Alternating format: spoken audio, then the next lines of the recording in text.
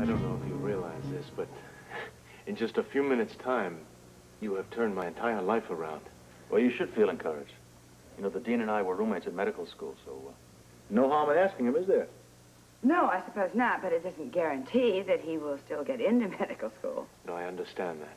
But I am very grateful to you both. I never would have dreamed that people could be so kind to me. Listen, you've got a lot of people behind you, Grant. Just having you and Monica behind me is more than enough. It'll help me deal with the possibility that I might not succeed. You better start thinking positively, though. I'll try. And now I better be on my way. I've taken up enough of your time as it is. I will call you as soon as I speak to the dean, all right? Alan, I could never thank you properly. You may not be thanking me at all when you're slaving over those medical textbooks. We'll see about that. Goodbye. Bye-bye. Goodbye, Monica.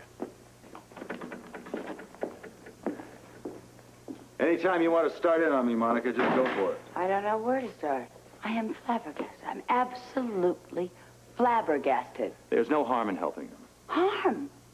Harm? Do you know what trouble you can cause by having him stay in this town? I felt sorry for him. What else could I do? You could have kept your mouth shut. I don't really think that would be fair. Fair? What do you mean by fair? This family went out of its way to make a home for an imposter. The least we can do is just be a little bit kind to the real Grant Putnam. Excuse me, when did you develop a conscience? You're only thinking about yourself, Monica. I am not. I am thinking about the family, especially Celia. Look, it's obvious that she's trying to help him as well. Certainly she is, but not by asking him to stay in Port Charles. Listen, Monica, I'm going to put in a few good words. There's no guarantee he's going to be accepted in medical school anyway. What if he is? We'll handle it. Handle it? Oh, we'll handle it. How is Celia going to handle it, my friend? How is she going to handle having two men that look exactly the same, one being a lover, the other being a husband, running around the same town? It'll be a little awkward. Awkward? Oh, well, I would say it would be more than awkward. I would say it would be unbearable. I'm sorry, Monica. I still think I did the right thing. Well, that's just dandy, Alan.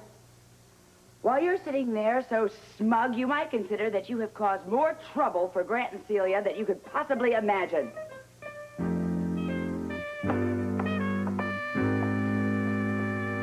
I don't understand how you could go along with this. Don't look at me. Celia, you had to be there to understand what the man is going through. Well, did you stop for even 1 minute to think what I would go through if he stays? I did. You were as sympathetic to him as I was, Monica. Well, yes, to his studying medicine, but not studying here. I felt sorry for him, that's all. Oh, fine. But couldn't you have encouraged him to study medicine anywhere but Port Charles? I can't help him anywhere else except in Port Charles. Why would you want to help him? You don't even know him. Look, I'm putting in a few good words for him. It doesn't necessarily mean he's going to be accepted here in medical school anyway. Thank you. Thank you very much, Alan. That's just what I needed, another problem to solve. What was the point in inviting him to stay in Port Charles in the first place? The man has as much right to live here as you do, Celia. He has no right in the world to be here, and you know it. He was locked up against his will for 8 years. I don't think anybody has the right to tell him where he can or cannot live anymore. That's just my point. There is a big, wide world out there, and he... What's the point?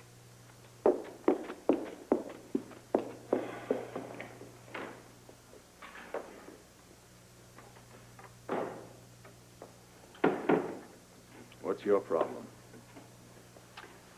I want to talk to you, Alan Corey.